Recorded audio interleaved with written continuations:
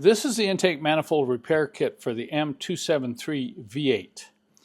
And when you remove the intake manifold to replace these parts, there's some things you're going to need to change. And of course, you're going to need new intake manifold gaskets, and you're going to need new seals for the fuel injectors. So those are included in my kit. Also, I'm including a special tool which will help you pop these ball sockets off when you go to remove the broken arm or the failed arm and replace it with this arm here. You're going to get the brand new actuator with the metal rod and the silicone diaphragm. And I'm also going to include a little bit of synthetic grease because you'll want to just lube these points here when you put this back together. So this will all be in a kit. I'm going to give you some basic instructions on how to install these parts on the intake manifold. I will not be covering taking the intake manifold off the engine or putting it back on.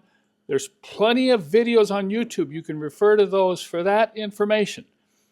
If you're buying the V6 or the M272 kit, everything here will be the same, except you'll only get 6 seals and you'll get shorter intake manifold gaskets.